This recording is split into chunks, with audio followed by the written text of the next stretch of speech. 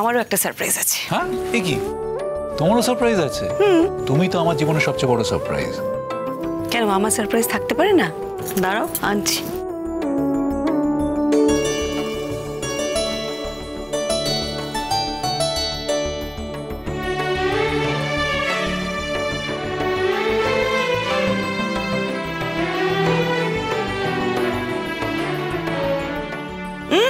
না, চোখ বন্ধ।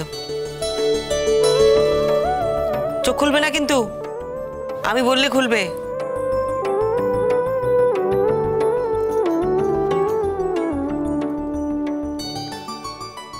এবার চোখ খোলো।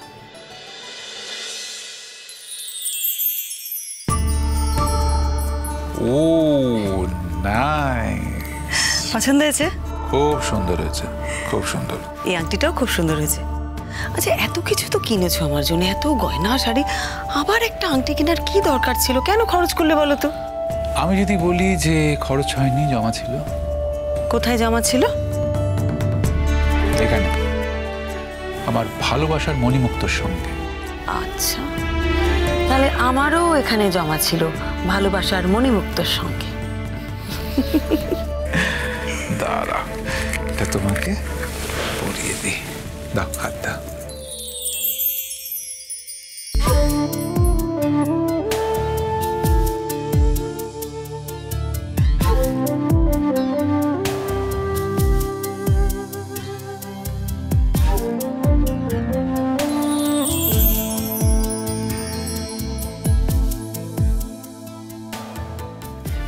এই আংটিটা কখনো খুলবো না। আমার জীবনের শেষ দিন পর্যন্ত এটা আমার সাথেই থাকবে। আর এই আংটিটা আমিও কোনোদিন খুলবো না। জীবনের শেষ দিন পর্যন্ত এটা আমার হাতে থাকবে। মোরের হৃদয়ের গোপন বিজন ঘরে একলা রয়েছ নীরব শয়ন পরে, প্রিয়তম হে জাগো জাগো জাগো, রুদ্ধ দ্বারে বাহিরে দাঁড়ায় আমি, আর কতকাল এমনে কাটিবে স্বামী, রুদ্ধ দ্বারে বাহিরে দাঁড়ায় আমি। আজ থেকে অফিসিয়ালি তুমি আমার স্ত্রী। আমার গায়ে কাঁটা দিচ্ছে দেখো। কেন? এই অপূর্ব সৌভাগ্যের কথা আমি কোনোদিন ভাবতে সাহসও করিনি। অথচ এই লোকটিকে দেখো, সে বেচারা মনে মনে একটা ভালোবাসার সৌধ তৈরি করে ফেলেছে। কোথায় আর যাব? সারা পৃথিবী থেকে তো ছিনিয়ে নিয়ে এসেছো। সত্যি ক্ষমতা আছে তোমার। আচ্ছা, আমি বুঝি নিয়ে এসেছি? না, তুমি নিয়ে আসোনি, আমি নিজে এসেছি। তোমার ভালোবাসার টানে, বিশেষ করে আমার ভালোবাসার টানে। না এসে যেতে কোথায়? আমাদের একসাথে থাকা নিয়তি নির্দিষ্ট ছিল। না এসে তুমি যেতে কোথায় বলো তো? সেটা তো এখন স্পষ্ট বুঝতে পারছি। জানো তো, এখনো না আমি মাঝে মাঝে বিশ্বাস করতে পারছি না। সত্যি বলছি। কি বিশ্বাস করতে পারছো না? যে আমি রোহিত সেন, রোহিত সেন নই, অন্য কেউ? তা সব সময় খালি আর কি। জানো শ্রীময়ী, তোমার মধ্যে না একটা কিশোরী সুলভ ব্যাপার আছে। এত বছর সংসার ধর্ম পালন করার পরও, এতটা বিপর্যস্ত হওয়ার পরও সেই কিশোরীটি কোথাও হারিয়ে যায়নি। এটাই তোমার চার। আচ্ছা আচ্ছা, হয়েছে। না না, আমি যা দেখছি তাই বলছি। আরে কিশোরীটিকে আমি পাগলের মতো ভালোবাসি। তুমি সেই কিশোরীটি আছো এখনো, যাকে আমি কত বছর আগে কলেজে একবার ডেকেছিলাম বলে সে ভীত হরিণীর মতো চলে এসেছিল আমার কাছে, এবং কথা শেষ হতে না হতেই তীব্র গতিতে চলে গেছিল, পেছনে শুধু একটা চকিত চাউনি রেখে। সেই চাউনিটা না আজও আমি ভুলতে পারিনি।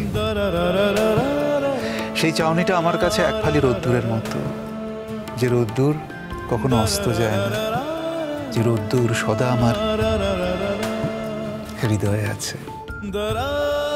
আচ্ছা, তুমি আমার কথা কখনো ভাবনি? বারে ভাবিনি, ভেবেছি তো। তুমি যেমন আমার মধ্যে হিমালয়ের মতন ছিলে, তুমি কিন্তু সেই হিমালয়ের মতন ওই উচ্চতাতেই আছো। কখনো আমি তোমাকে মাটিতে নিচে টেনে নামাতে পারিনি।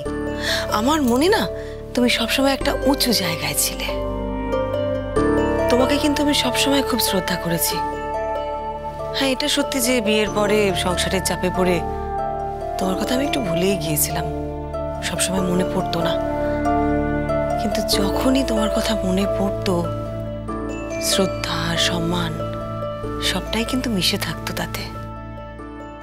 কিন্তু তখন তো তোমার কাছে আমি রোহিত দা ছিলাম। যাও তো। কোথায় আর যাবো বলো তো, তখন থেকে যাও যাও করছো। তা তুমি আমাকে ভীষণ লজ্জা দিচ্ছ। আমি তো তোমার লজ্জা হরণ, আমার কাছে কিসের লজ্জা? জানি না, তবু তোমার কাছেই আমার সব লজ্জা, তোমার কাছেই আমার সব সমর্পণ। আমার না আরেকটা সারপ্রাইজ ছিল। কি গো, বলো না। আমি সারপ্রাইজটা বলে দিলে সেটা কি সারপ্রাইজ থাকে? তাহলে বললে কেন? বলবে নাই যখন? আমার তখন সব সময় মনে হবে যে কি সারপ্রাইজ, কি সারপ্রাইজ। আচ্ছা, যখন হচ্ছে না তখন বলেই দিই। আমি না আমাদের হানিমুনটা প্ল্যান করেছিলাম, ইন্দোনেশিয়ার বালি দ্বীপ আছে সেখানে। কি অপূর্ব সমুদ্র না, তোমাকে বলে বোঝাতে পারবো না। দিগন্ত বিস্তৃত বালিয়ারি, ওখানে রাতের বেলা চাঁদ উঠলে এত সুন্দর লাগে না, আমার খুব প্রিয় জায়গা। তাই নাকি? হ্যাঁ, কিন্তু এখন যাব না। আগে অনিন্দ একটু ভালো হয়ে উঠুক, বাড়ি ফিরুক, নাহলে এই অবস্থায় না যাওয়াটা ঠিক নয়। কি দিয়ে গড়া গো তুমি? কেন? তুমি এত পারো কি করে? এতে আবার পারাপারির কি আছে? কি আবার পারলাম? তুমি বুঝবে না। ওই দেখো। আচ্ছা, তোমার কখনো কোনো আক্ষেপ হয় না? মানে আজ তো তোমার জীবনে একটা বিশেষ দিন, আর এটা তো তোমার জীবনে প্রথম। তোমার কখনো মনে হয়নি যে আজকের রাতটা নষ্ট হলো, আজকের রাতের অনেকটা সময় নষ্ট হলো? তোমাকে তো আমি এরকম খণ্ড খণ্ড করে দেখি না শ্রীময়ী, তোমাকে আমি অখণ্ডভাবে দেখি। তুমি আর আমি একটি অনন্ত সময়ের অংশ। তুমি আর আমি একটা অবিচ্ছেদ্য বন্ধনে বাঁধা। একটা রাত, কিছুটা মুহূর্ত আমি তো সেভাবে দেখি না। এতদিন তো তুমি আমার কাছেই ছিলে, আমার পাশেই ছিলে। তোমার শরীরের সুবাস আমি পেতাম, তোমার স্পর্শ আমি পেতাম, তোমার নৈকট্য আমি উপভোগ করতাম।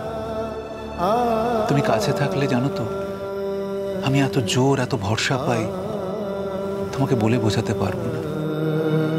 এই একটা রাত, কয়েকটা মুহূর্ত আমাকে কি এর থেকে বেশি কিছু দিতে পারত?